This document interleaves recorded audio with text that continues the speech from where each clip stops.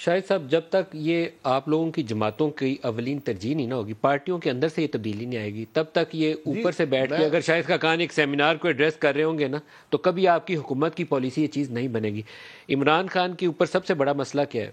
Popular آدمی، ابھی بھی پورے پاکستان میں شاید پاپولرٹی میں وہ آپ کی لیڈرشپ سے دوگنا اوپر ہوگا، لیکن اس سے پوچھیں آپ کا ریفارم پروگرام کیا ہے؟ کوئی ریفارم پروگرام نہیں ہے۔ آپ کی ٹیم کیا ہے؟ کوئی نہیں ہے۔ اسٹریٹجی کیا ہے؟ کوئی نہیں ہے۔ وہ کہتے ہیں پی ڈی ایم حکومت اکانومی کو برباد کر دے گی، ڈبو دے گی، ٹھیک ہے اس کو گرا دو، عمران کو دے دو۔ عمران کیا کریں گے؟ آپشنز، نو آپشنز۔ یہ اسٹریٹجیز، یہ پلانز آپ کی سیاسی جماعتوں کے پاس نہیں ہے۔ جی بالکل، میں آپ مینڈیٹ سب کے دیکھ لیں، مینڈیٹ ایک ہی جیسے ہے، لیکن جو مینیفیسٹو ہے، لیکن اور ڈبیٹ کی جگہ پارلیمان ہوتا ہے، صوبائی اسمبلیاں ہوتی ہیں، وہ تو اب گالی گلوچ کی جگہ بن گئی ہیں۔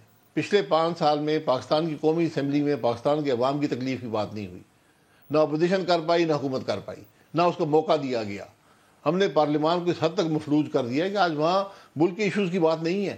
اس لیے ہم نے یہ کہا کہ بھئی اس لڑائی جھگڑے سے، اس گالی گلوچ سے، اس ذاتیات سے ہٹ کر کم از کم ملک کے مسائل کی بات کی جائے سنجیدہ فورم پر، اور ہم نے بلوچستان سے پہلا یہ پروگرام رکھا ہے جہاں پر عوام کے مسائل کی بات کریں گے۔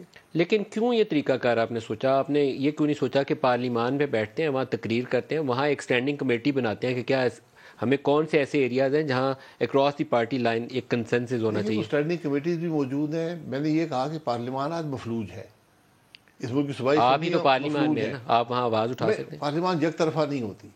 پارلیمان کا حسن یہ ہوتا ہے کہ ہر آواز وہاں پر ہوتی ہے، ہر قسم کی بات ہوتی ہے۔ وہ نہیں حکومت، آج صرف حکومت ہے، وہاں پر ایک چھوٹی اپوزیشن ہے، لیکن اس کے اندر آج وہ احساس شاید نہ ہو جو عوام کے مسائل کی بات کرنا یا ان کے حل ڈھونڈنے کی بات ہے۔ آج تو حکومت تو فائر فائٹنگ کر رہی ہے، وہ تو روز مرہ کے معاملات میں اتنی حد تک دھسی ہوئی ہے کہ وہ شاید اس طرف دیکھ بھی نہ پائے۔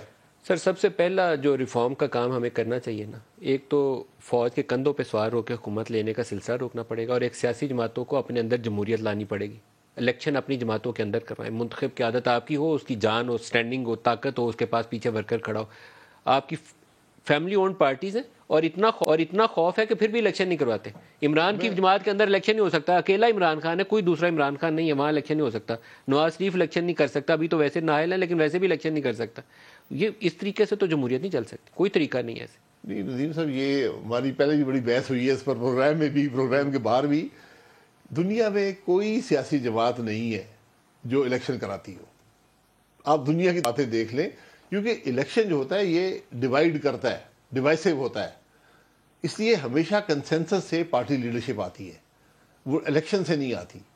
تو جو بھی لیڈرشپ ہے، چاہے عمران خان کی ہے یا پیپلز پارٹی میں ہے یا پی ایم ایل این میں ہے یا جماعت اسلامی، کنسنسس ہی۔ جماعت اسلامی ایک جماعت ہے جو ایک لمیٹڈ فورم پر وہ الیکشن کرا کر اقتدار اپنے صدر کو چنتے ہیں، لیکن باقی جگہ کنسنسس ہی ہوتا ہے۔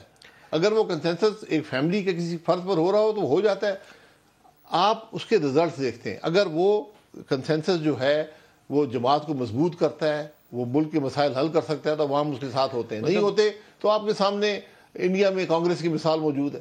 میں نے آپ کی سیاسی جماعت سے ذکر کرتا ہوں، آپ نے حمزہ کو پنجاب کا چیف منسٹر بنا دیا۔ میرے خیال میں جتنی بری چوائس بزدار کو چیف منسٹر بنانا عمران خان کی تھی نا، اتنی ہی بری چوائس دوسرا بزدار لگا کے آپ نے کی۔